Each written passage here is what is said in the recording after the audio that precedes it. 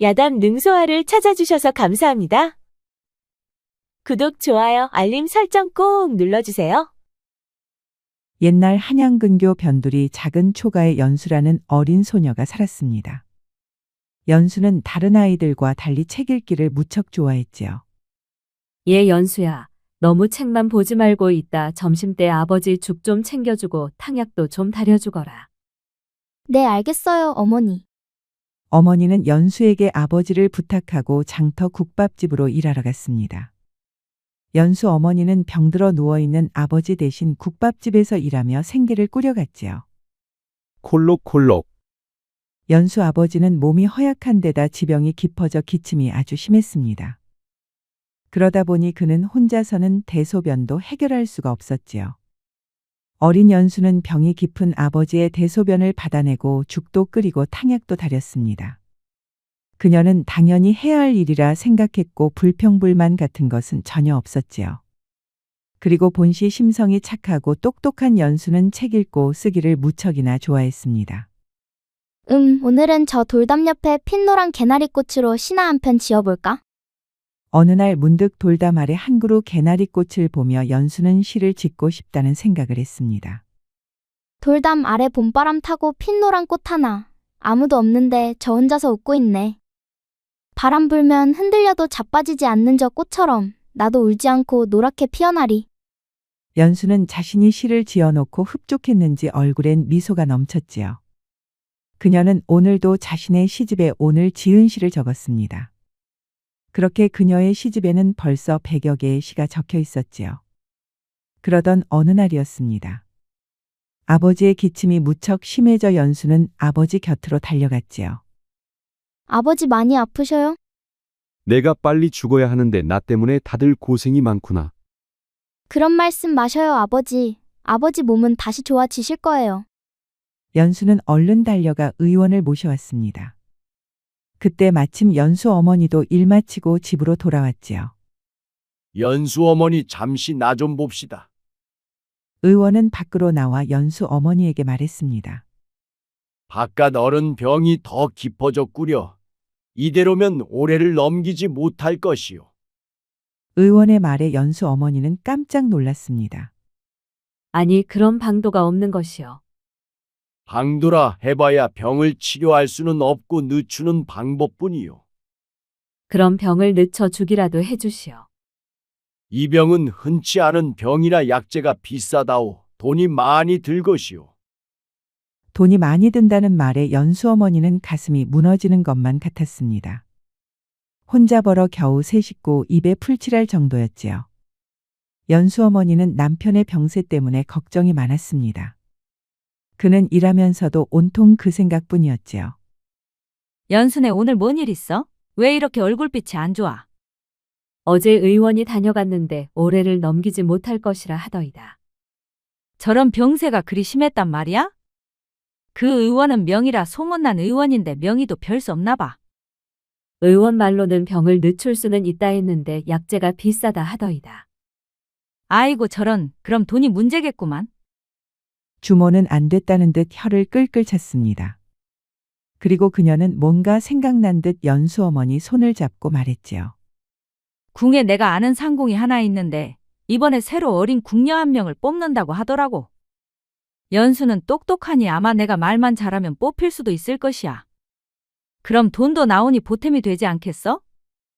주모 말에 연수 어머니는 귀가 번쩍였지요. 아니, 정말 우리 연수가 뽑힐 수 있겠소? 뭐 장담할 수는 없지만 그 상공은 나와 각별하니 내가 부탁하면 들어줄 수도 있을 거야. 그럼 부탁 좀 해주시오. 연수애비가 저렇게 떠나면 너무 불쌍하오. 알았어, 그럼 내 지금 당장 찾아가서 부탁해 볼게. 주모는 서둘러 외출복으로 갈아입고 궁으로 달려갔습니다. 연수 어머니는 연수가 궁녀로 뽑히기를 간절히 빌었지요. 간절하면 이루어진다 했던가요? 궁에 다녀온 주모가 말했습니다. 휴, 다행히 늦지는 않았더라고. 후보가 벌써 20명이나 되는데 아직 선발전이더라고. 해서 내가 간곡히 부탁하니 내일 중으로 데려오라 했구만. 주모 말에 연수 어머니는 안도가 되었습니다. 고맙수. 내 이 은혜를 어찌 갚는단 말이오. 은혜는 무슨, 서로 힘들 때 돕고 사는 거지. 그나저나 내일 아침 일찍 연수나 데려와. 내가 궁으로 데려갈 테니. 그리하여 어린 연수는 주모 덕에 궁녀로 들어가게 되었지요. 연수가 궁녀로 들어간 지 수년이 흐른 어느 날이었습니다. 궁궐 깊숙한 후원에는 여름이면 해마다 주홍빛 능소화가 담장을 타고 흐드러지게 피고 있었지요. 연수는 시간 날 때마다 그 꽃 그늘에서 조용히 시를 짓거나 사색에 잠기는 것을 무척 좋아했습니다. 부친의 약값을 위해 궁으로 들어온 연수는 허드렛 일을 하는 하궁녀로 일하고 있었지요. 그러던 어느 날 연수가 단풍잎에 쓴 정갈한 필체가 홍상궁의 눈에 띄었습니다. 얘야, 이 시는 어디서 훔쳐보고 적은 게냐? 글씨는 소첩이 직접 짓고 쓴 것이옵니다. 아니, 이런 맑고 고운 문장을 내가 지었단 말이냐? 글솜씨를 홍상궁에게 인정받은 연수는 내명부로 옮겨 서고 일을 돕게 되었습니다. 그녀는 시간이 흐르면서 책을 정리하고 시와 글을 베끼는 일도 하게 되었지요. 본시 책 읽기를 좋아하던 연수에게 서고에서의 일은 금상첨화였습니다. 이곳은 내게 너무 안성맞춤이야. 이런 좋은 기회가 내게 다오다니. 연수는 서고일이 끝나고 시간이 나면 어김없이 궁궐 담장에 핀 능소와 그늘에서 시를 지었지요. 그러던 어느 날 세자 이연이 후원을 거닐다 우연히 능소와 그늘 밑에서 시를 짓는 연수를 보았습니다. 꽃잎은 바람에 흩날리고 그 밑에서 시를 짓는 작은 체구의 소녀를 세자는 처음으로 보았지요. 그는 걸음을 멈추고 한참을 바라보다 그녀에게 다가갔습니다. 이 시는 누가 쓴 것이냐? 갑작스런 세자의 등장에 연수는 깜짝 놀라 벌떡 일어나 허리를 숙였습니다. 그때 그 광경을 보고 저 멀리서 홍상궁이 달려왔지요. 아래옵기 송구하오나 궁녀 연수가 지은 시옵니다. 정말이냐? 궁녀가 지었다 하기엔 필체가 너무 단정하다. 그리고 식기는 간절함과 깊은 뜻이 담겨 있구나. 내 이름이 무엇이더냐? 아래옵기 송구하오나 소첩은 연수라하옵니다. 세자는 말없이 고개를 끄덕이고 시를 다시 한번 들여다보았습니다. 그리움이 꽃피니 이 마음 불거져라는 글이 능소화를 말하는 것 같구나. 내가 쓴 글이 내 가슴에 와닿는도다. 앞으로도 가끔 시를 써 내게 보이거라. 알겠사옵니다, 세자저하. 그 일이 있고 연수는 틈틈이 쓴 시를 홍상궁을 통해 세자에게 전해주었습니다. 세자는 연수의 시가 무척 마음에 들었지요. 그동안 봐왔던 시와는 달라도 너무 달랐습니다. 소녀의 감성과 섬세함이 만들어내는 식기는 감동이었지요. 세자는 연수가 능소와 그늘 아래에서 시를 지을 때면 그녀를 한동안 말없이 바라보았습니다. 그렇게 두 사람의 인연은 시작되고 있었지요. 한편 세자는 홍상궁이 연수의 시를 가져올 때마다 입가에 미소가 흘렀습니다. 그는 간혹 연수의 시에 짧은 평을 써주기도 하고 화답으로 시를 써서 보내주기도 했지요. 가녀린 줄기 위에 피어나는 붉은 꽃처럼 참으로 맑고 아름다운 영혼을 지닌 너. 연수는 세자의 글을 받아볼 때마다 가슴이 두근거렸고 밤이면 등불을 켜고 몇 번이고 되뇌었습니다. 처음엔 그저 세자저하의 은혜라 여겼지만 점차 시간이 갈수록 마음은 떨림으로 번져가고 있었지요. 그녀는 그런 떨림조차 가져서는 안 된다는 것을 알았지만 마음이란 게 뜻대로 되지를 않았습니다. 자신도 모르게 세자를 생각하게 되었고 그럴 때마다 가슴이 두근거렸지요. 그러던 어느 날 연수는 능소와 꽃잎을 모아 비단지에 싸고 종이 부채를 하나 만들었습니다. 그리고 그 위에 시 한 수를 적었지요. 하늘이 나를 풀립 삼아 그대 발치에 두었으니 바람 한 줄기에도 떨리는 이 마음 어이 감추리까. 그리고 연수는 시를 적은 그 부채를 세자저하가 드나드는 서고 안에 조심스럽게 남겨두었습니다.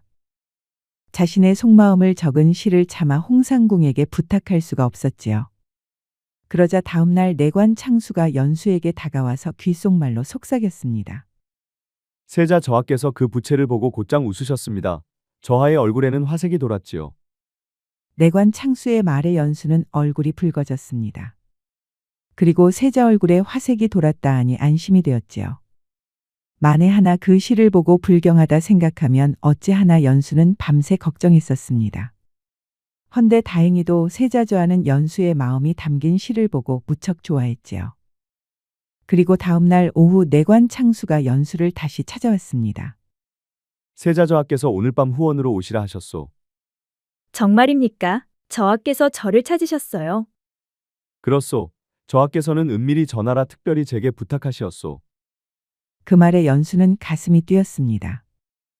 속마음을 적은 시를 본 세자저하가 처음으로 연수를 후원으로 부른 것이었지요. 그날 밤 연수는 조심스럽게 후원으로 향했습니다. 연수는 떨리는 마음으로 후원으로 갔고 세자는 말없이 부채를 펼쳤지요. 꽃잎은 바람에 흩날리고 달빛은 두 사람을 밝게 비추었습니다. 부채에 적어보내준 시는 내가 본 시 가운데 가장 고운 시이니라. 부채를 펼칠 때마다 그대 마음이 바람처럼 내 가슴에 와닿는 듯 하도다. 그 말에 연수는 고개를 들지 못하고 두 손을 모은 채 떨고 있었습니다.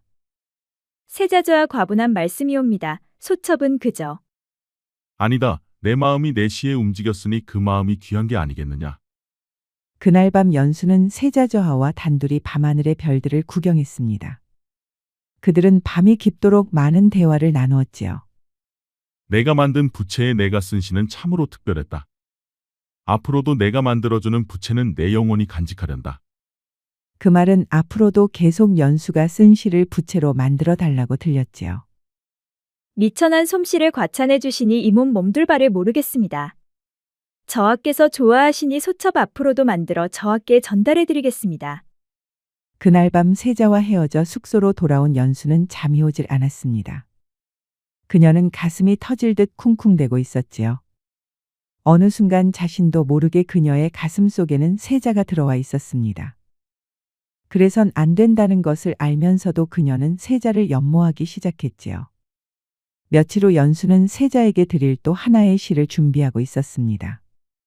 그녀는 능소와 꽃잎을 다시 모아 연분홍 비단에 곱게 붙이고 부채를 만들었지요. 그리고 그 위에 시 한 수를 정성껏 적었습니다. 꽃잎이 젖어 피는 날 그대 이름 적어보오. 내 마음도 젖어 피어나니 부디 바람도 비켜가주오. 그 시를 적은 부채를 연수는 창수 내관에게 전해달라 부탁했습니다. 세자는 그 부채를 받아 한참을 말없이 바라보다 그날 밤 연수를 다시 후원으로 불렀지요. 그날 밤 연수는 다시 후원에서 세자를 만났습니다. 세자는 이미 와 있었고 그의 손엔 연수의 부채가 들려 있었지요. 그는 부채를 조심스레 펼쳐 보이며 입을 열었습니다. 꽃잎이 젖어 피는 날이라 그대 시는 내 마음을 적시노라. 내 가슴 속엔 이미 내가 피었느니라 연수야. 그 말에 연수는 떨리는 입술을 다물지 못한 채 고개를 숙였습니다. 그녀는 가슴이 두근거리고 심장이 터질 것만 같았지요. 세자도 자신을 마음에 두었다니 그녀는 지금 이 상황이 감당되질 않았습니다. 그런데 그때 세자가 연수의 두 손을 잡았습니다. 너를 잊을 수 없도다. 능소와 그늘에서 널 처음 본 그날부터 내 눈길은 늘 그대를 찾았노라. 소첩이 감히 그리운 마음 하나 품었을 뿐인데 저하께서도 저를 기억해 주시다니 감복하나이다. 연수는 눈시울이 붉어졌고 그 눈물은 세자의 손 위로 뚝뚝 떨어졌지요. 그 순간만큼은 신분도 왕실의 법도도 모두 잊은 듯했습니다. 단지 한 사람의 개인과 한 사람으로 두 마음이 서로를 마주하고 있었지요. 그날 밤 두 사람은 두 손을 맞잡고 서로의 사랑을 확인했습니다. 헌데 낱말은 새가 듣고 반말은 쥐가 듣는다 했던가요. 두 사람의 만남은 어느새 중궁전 민씨에게도 전해졌습니다. 중전 민씨에게 엄상궁이 찾아와 말했지요. 중전마마, 세자저하께서 궁녀와 후원에서 자주 만나고 계십니다. 그 궁녀의 이름은 무엇이냐? 연수라 하옵니다. 본디 하궁녀였으나 글재주가 있어 서고이를 보고 있다 합니다. 그 말에 중전의 눈매가 가늘게 접히고 입꼬리는 싸늘히 휘었습니다. 감히 들꽃이 궁궐의 해를 가리려 하는구나. 그 아이를 당장 장이처소로 보내라. 그리 전달하겠사옵니다. 중전마마. 중궁전에서는 엄상궁을 통해 세자를 감시하고 있었습니다. 중전은 자신의 뱃속으로 낳지 않은 세자가 임금이 되는 게 무척 싫었지요. 잠시 후 연수는 책을 정리하다 홍상궁의 부름을 받고 그녀 앞으로 달려갔습니다. 그런데 홍상궁은 말없이 연수의 두 손을 꼭 잡았지요. 연수야, 오늘부터 내 자리는 장이처소다. 그곳에 가면 말도 줄이고 아무도 믿어서는 아니 된다. 아니 갑자기 왜 저를 장이처소로 보내시는지요? 중전마마의 명이시다. 내가 무엇을 잘못했는지는 몰라도 중전께서 직접 명하시는 경우는 드문 일이다. 그러니 앞으로 내 앞날을 위해서라도 조심 또 조심해야 할 것이야. 연수는 아무 말 없이 고개를 숙였습니다. 그녀는 언젠가 오늘 같은 날이 찾아올 것을 알고 있었지요. 감히 나라의 지존이 되실 분을 하찮은 궁녀 따위가 마음에 품을 수는 없는 일이었습니다. 연수는 눈물을 흘리며 짐을 챙겨 장이처소로 발걸음을 옮겼습니다. 그곳은 궁 안에서도 가장 외진 곳으로 죄 지은 궁녀들이 묵는 곳이었지요. 연수는 말없이 처소로 들어가 얼굴을 무릎에 묻고 눈물을 흘렸습니다. 이제는 세자에게 보낼 시도 더는 적을 수가 없었지요. 그녀는 후원에서 세자와 단둘이 나누던 이야기들이 귓가에 스쳤습니다. 그리고 세자의 따뜻했던 손의 온기가 지금도 느껴졌지요. 그녀는 두 눈이 촉촉히 젖은 채 창밖을 바라보며 속으로 시를 읊었습니다. 그날 이후 연수는 세자를 더 이상 볼 수가 없었지요. 세자 또한 궁녀들을 통해 연수의 소식을 들었지만 직접 나설 수가 없었습니다. 중궁전에서 두 눈 크게 뜨고 감시하는 통에 자칫하면 그녀를 더 큰 위험에 처하게 할 수도 있었지요. 세자는 이러지도 저러지도 못하고 그저 침전에서 연수의 부채만 들여다 볼 뿐이었습니다. 연수는 장이처소에서 누구와도 말을 섞지 않았습니다. 그녀는 세자 저하와 단절된 후 매일 밤마다 눈물로 밤을 지새웠지요. 연수는 홀로 외로이 고독한 나날을 보내고 있었습니다. 그녀는 쌀뜨물로 종이를 닦아 말린 뒤 그 위에 작은 글씨로 시를 적곤 했지요. 비록 세자 저하에게 전달될 수는 없었지만 그녀는 마음속 표현을 글로 적곤 했습니다. 말은 닫혀도 마음은 열려 그대 발자국 소리를 기다리는 이 마음이 눈물로 젖네. 한편 세자는 부채를 들여다보며 창밖을 바라보았습니다. 그도 연수 생각에 가슴이 답답하던 차였지요. 그녀는 지금 어떻게 지내고 있을까? 지금도 그녀는 나를 그리워하는 시를 짓고 있을까? 홍상궁에게 직접 물을 수도 없고 중전을 거스를 수도 없던 그는 내관 창수를 조용히 불렀습니다. 창수야, 장이처소에 있는 연수의 안부를 알아와다오. 내가 직접 갈 수 없어 가슴이 타들어가는 것만 같도다. 예, 저하. 눈에 띄지 않게 조용히 다녀오겠습니다. 내관 창수는 주변을 살피며 장이처소 뒤편으로 조심스럽게 걸어갔습니다. 그리고 그곳 우물가에서 물동이를 들고 있는 연수와 마주쳤지요. 손을 이리 내주시오. 연수가 손을 내밀자 내관 창수는 작은 쪽지를 연수에게 건네주었습니다. 연수는 누가 볼세라 쪽지를 받아 얼른 품에 넣었지요. 내관이 돌아가고 연수는 한쪽 모퉁이로 가서 품속에서 쪽지를 꺼내 펼쳐보았습니다. 그러자 쪽지는 세자 저하의 서신이었지요. 오늘 밤 장이처소 옆 능소와 나무 아래서 자정 넘어 만나자는 내용이었습니다. 연수는 쪽지를 보고 가슴이 무척 설레었지요. 연수는 그날 밤 자정이 되기를 기다려 후원으로 향했습니다. 그런데 그동안 못 본 사이 세자의 얼굴은 무척 야위어 있었지요. 미안하다 연수야, 널 지키지 못한 나를 원망하거라. 소첩은 저하를 원망하지 않사옵니다. 저하를 그리워하는 마음이 알려질까 두려워 입을 닫고 있었을 뿐이옵니다. 세자는 조심스럽게 연수의 손을 잡았습니다. 연수야, 내가 언젠가 이 나라의 임금이 되면 그땐 반드시 너를 내 곁에 두리라. 세자의 말에 연수는 고개를 저었습니다. 저하, 소첩이 저하에게 짐이 되어서는 아니 되옵니다. 부디 저를 잊으시고 더 큰 길로 나아가소서. 그리 쉽게 널 잊을 수 있었다면 애초에 널 사랑하지 않았을 것이다. 이미 너를 사랑해버린 내 가슴은 언제나 내 곁에 있느니라. 세자는 연수를 가슴에 안았고 달빛은 그들을 환하게 비추었습니다. 그 순간만큼은 두 사람에게 가장 행복한 순간이었지요. 서로는 서로를 사랑했지만 신분의 벽이 두 사람 앞을 철벽처럼 가로막고 있었습니다. 아니 그런데 또 두 사람의 만남을 숨어서 지켜보는 검은 그림자가 하나 있었지요. 그는 두 사람을 지켜보고 발걸음을 돌려 어디론가 사라져갔습니다. 한편 세자는 아픈 아버지 임금을 대신해 조정해서 과감한 개혁을 시도하고 있었지요. 그로 인해 세자의 정책은 점차 민심을 얻어가고 있었습니다. 백성을 위한 개혁과 과감한 상소 처리 그리고 사원부의 권한 정비까지. 젊은 세자의 개혁의 야심은 궁 안의 낡은 권세가들에게 불안을 안겨주고 있었지요. 그러자 기득권을 침해받게 된 대신들이 중전을 찾아가 대책을 논의했습니다. 중전마마, 세자조하의 뜻이 너무 강하옵니다. 마마께서는 어찌하시렵니까? 더 크기 전에 싹을 잘라야 하지 않겠소? 그렇사옵니다, 마마. 세자조하가 지금 어느 궁녀에게 홀려있다 하옵니다. 허니 그 아이를 이용해 세자를 폐위하면 될 듯 하옵니다, 마마. 대신들은 어떻게든 세자의 개혁 정책을 막으려 했습니다. 그러다 보니 세자의 약점이 되어버린 연수를 활용해 세자를 폐위시킬 계획을 세우기 시작했지요. 며칠 뒤 그들은 연수를 통해 세자를 폐위할 묘책을 세웠습니다. 이제 연수에게는 피할 수 없는 운명에 거친 비바람이 불어오기 시작했지요. 그리고 다음 날 밤 새벽 안개가 자욱히 깔린 궁 안엔 병사 몇 명이 조용히 움직이고 있었습니다. 그들은 조정 대신 좌의정의 명으로 연수를 체포하러 나섰지요. 그녀의 죄명은 역모죄였습니다. 허위 고변서를 만들어 그녀를 잡아다 역모죄로 고신하려는 것이었지요. 불로 지지고 살점이 떨어지는 참을 수 없는 고신을 통해 그녀의 입에서 세자의 이름이 나오게 하려는 것이었습니다. 그리하여 세자를 역모로 몰아 폐위시킬 계획이었지요. 헌데 그들의 계획을 내관 창수가 우연히 듣게 되었습니다. 깜짝 놀란 내관 창수는 서둘러 금군보다 한 발 앞서 연수에게 달려갔지요.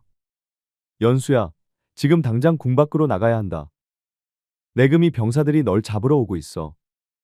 아니 어찌 된 일입니까? 제게 무슨 죄가 있다고. 창수는 시간이 없다 보니 그녀의 손을 잡고 담장 뒷문 쪽으로 달렸습니다. 그러나 그쪽도 이미 병사들이 지키고 있었지요. 내관 창수는 마루 밑에 몸을 숨기고 순간적으로 빠른 판단을 해야만 했습니다. 연수가 만에 하나 병사들에게 잡히면 세자까지 위험에 빠질게 뻔했지요. 내관 창수는 어떻게든 연수를 밖으로 탈출시켜야만 세자를 지킬 수 있었습니다. 연수야, 내 말 잘 듣거라. 내가 저들을 유인할 테니 반드시 궁을 빠져나가야 한다. 무슨 일이 있어도 저들에게 잡혀서는 안 되느니라. 아니 어쩌려고 그래요? 창수는 연수의 눈을 보며 고개를 끄덕이고 미소를 지었습니다. 훗날 내가 없더라도 세자저하를 잘 부탁하마. 그 말을 마치자마자 그는 그대로 병사들에게 달려들었습니다. 그는 가녀린 책으로 어찌해 보려는 것이 아닌 병사를 유인해 연수가 빠져나갈 길을 터주려 하였지요. 아니, 이 내관이 미쳤나? 내관 창수는 병사들과 싸우다 옆구리를 창에 찔리고 말았습니다. 마루 밑에 숨어서 그 모습을 지켜보고 있던 연수는 너무 놀라 몸이 굳어버리고 말았지요. 결국 그녀는 궁을 빠져나가지 못했습니다. 창수는 창에 찔려 쓰러졌고 그는 연수 쪽을 보며 무언가를 말하려다 숨을 거두었지요. 연수는 너무 무서워 숨도 쉬어지지 않았습니다. 뒷문을 지키던 병사 한 명은 내관 창수의 시신을 어디론가 데려갔지요. 창수의 죽음을 목격한 연수는 너무 놀라 몸을 움직일 수조차 없었습니다. 그녀는 눈물을 흘리며 몸을 숨긴 채 밤이 깊어지기를 기다렸지요. 연수는 온몸을 벌벌 떨면서 꼼짝달싹도 하지 못했습니다. 그런데 잠시 후 어떻게 알았는지 세자가 그녀를 찾아왔지요. 무사했구나, 연수야. 연수는 떨리는 손으로 그의 옷자락을 붙잡고 눈물을 흘렸습니다. 그리고 그녀는 한참 동안이나 눈물을 흘렸지요. 저하, 창수가 저를 위해 목숨을. 세자는 말없이 그녀를 꼭 안아주었습니다. 눈물도 분노도 삼켜야 할 때임을 알았기에 그의 품은 더욱 단단했지요. 이 나라가 바로 서기 전까지는 너를 밝은 곳에 세울 수가 없구나. 허나 맹세하노니 그날이 오면 반드시 너를 내 곁에 세우리라. 그 말에 연수는 조용히 고개를 끄덕였습니다. 그리고 두 사람은 서로의 체온 속에서 따스함을 느꼈지요. 두 사람의 창수의 죽음을 슬퍼하며 그의 명복을 빌었습니다. 그리고 그날 밤 세자는 연수를 곧장 남장으로 변장을 시켰지요. 그리고 암행을 이유로 연수를 궁 밖으로 직접 데리고 나갔습니다. 궁에서 멀리 떨어지자 세자는 연수의 두 손을 꼭 잡았지요. 내 반드시 창수의 죽음을 헛되지 않게 하리라. 창수를 죽음으로 내몬 자들 그 뒤에 중궁전과 좌상이 있음을 알고 있다. 내가 임금이 되는 그날까지 그들을 피해 잘 숨어 있길 바라노라. 때가 되면 내가 너를 다시 찾을 것이니 부디 몸 건강히 잘 있어 주길 바란다. 연수는 눈물을 삼키며 고개를 끄덕였습니다. 저와 소첩은 바람 같은 들꽃이 되어 저와만을 기다리겠습니다. 세자는 품속에서 작은 두루마리를 하나 꺼내 그녀에게 주었습니다. 널 위해 내 손으로 직접 쓴 시다. 내가 너를 잊지 않겠다는 증표이니 힘겨울 때마다 펼쳐보아라. 부디 강건하소서 저와를 다시 만나는 그날까지 기다리겠나이다. 연수는 세자가 준 두루마리를 가슴에 품고 눈물을 흘리며 어두운 골목 속으로 걸어갔습니다. 그녀는 몇 걸음도 떼지 못하고 다시 세자를 돌아보았지요. 서로 사랑했지만 생이별을 할 수밖에 없는 현실이 그들의 가슴을 너무 아프게 했습니다. 그렇게 연수는 떠나고 세자는 다시 궁으로 돌아갔지요. 연수가 떠난 후 세자는 단 하루도 그녀를 잊지 않았습니다. 그리고 그는 정적들과 맞서 싸워야만 했지요. 그는 더욱더 강인함과 담대함으로 정사를 돌보기 시작했습니다. 그리고 서서히 충신들을 모아 자신의 세력을 키워갔지요. 연수가 사라지자 정적들의 계획은 모두 무산되고 말았습니다.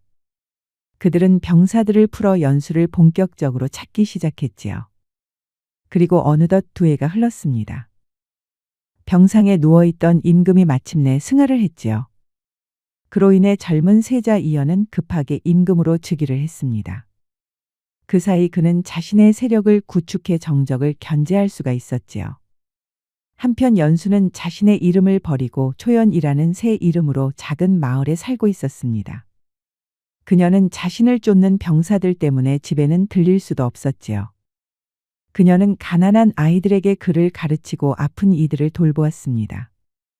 초연 선생님, 이 글귀는 무슨 뜻이에요? 그 뜻은 흐르는 강물도 바위를 만나면 굽이진다는 말이란다.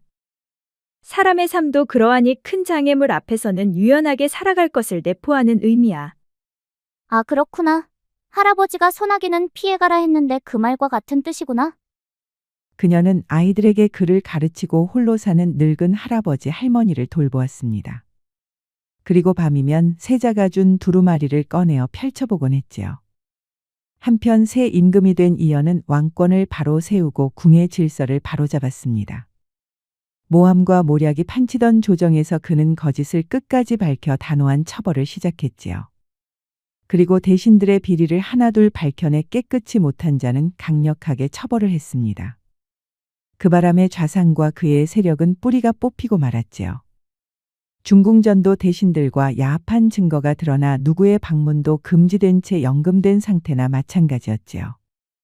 그렇게 궁궐내의 위협을 모두 제거한 임금 이연은 조용히 내시부를 불렀습니다.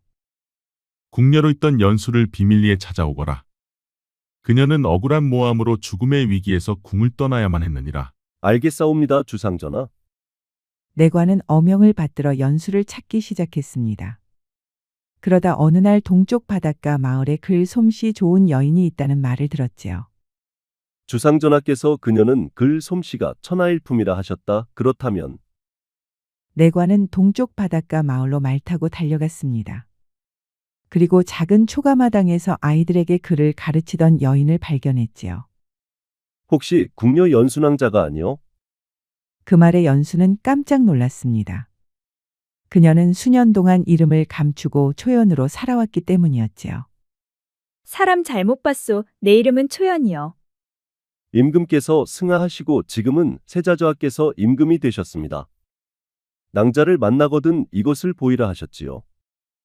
내관은 품속에서 부채를 꺼내 초연에게 주었습니다. 그러자 초연은 부채를 펼쳐보고 깜짝 놀라고 말았지요. 그 부채는 자신이 능소와 꽃잎을 말려 비단에 붙이고 시를 적어 세자에게 준 부채였습니다. 아니 이것을 어떻게? 주상전하께서 이것을 보이면 믿으실 것이라 말씀하셨습니다. 그제서야 내관을 믿게 된 초연은 내과에게 말했지요. 맞소, 내가 연수요. 병사들의 눈을 피하기 위해 다른 사람으로 살아왔소. 그런데 전하의 건강은 어떠하시오? 건강하십니다. 그동안 정적을 물리치고 조정을 바로잡느라 한시도 쉴 틈이 없었지요.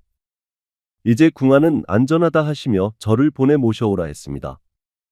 초연으로 살아온 연수의 두 눈에는 눈물이 흘렀습니다. 수년 동안 숨어 사느라 가슴을 졸이며 세자를 그리워했었지요. 헌데 이제 임금이 된 세자가 자신을 찾으니 그녀는 감복에 겨웠습니다. 그 사이 내관은 사람을 보내 가마를 대령했지요. 언니, 어디 가요? 임금께서는 언니를 왜 오라시는 거예요? 초연은 정든 아이를 가슴에 꼭 안았습니다. 응, 나는 원래 궁녀였어. 이제 내 자리로 돌아가는 거야. 정말요? 언니가 정말 궁녀였어요? 그래서 글솜씨가 그렇게 좋았던 거예요? 초연은 아이를 한참 동안이나 안아주었습니다. 그리고 그녀는 천천히 가마에 올라탔지요. 연수를 태운 수레가 궁 안으로 들어선 날 경복궁의 능소와는 활짝 피어 있었습니다. 마치 연수를 반기는 듯 했지요. 그녀가 내리는 모습을 지켜보던 임금 이연은 성큼성큼 그녀에게 다가갔습니다. 어서 오거라 연수야. 그동안 무탈했느냐? 연수는 가마에서 내려 떨리는 눈빛으로 그를 바라보았습니다. 소첩은 그저 바람처럼 이곳저곳을 떠돌았습니다. 미안하다 연수야. 이제 너는 떠돌지 않아도 된다. 임금은 연수에게 다가가 그녀의 두 손을 꼭 잡았습니다. 연수도 두 눈에서는 눈물이 흐르고 있었지요. 연수가 궁으로 돌아오고 몇 달 후 그녀는 능빈이라는 칭호를 받고 중전이 되었습니다. 능빈이라 참으로 예쁜 이름입니다. 연수와 능소와 꽃 아래서 만났다 하여 임금은 연수를 능빈이라 이름 지었지요. 반대하는 이들도 있었지만 성대한 혼례를 마친 두 사람은 드디어 부부가 되었습니다. 그리고 연수의 아버지 어머니도 참석해 연수의 혼례를 축하해 주었지요. 여보 안 죽고 살아있으니 이런 날도 다 보는구려. 연수 아버지의 두 눈에서는 눈물이 흐르고 있었습니다. 주상께서 당신을 꼭 살려내라 어명을 내렸다 하더이다. 그러니 당신은 죽을 수도 없는 사람이자 복받은 사람이요.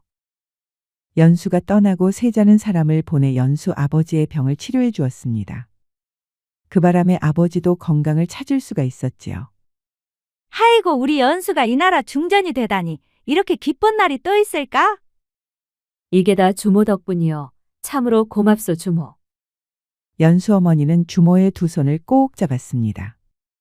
아니, 우리 언니가 중전마마였다니. 나는 그것도 모르고 언니한테 투정도 부렸는데 이를 어쩌지?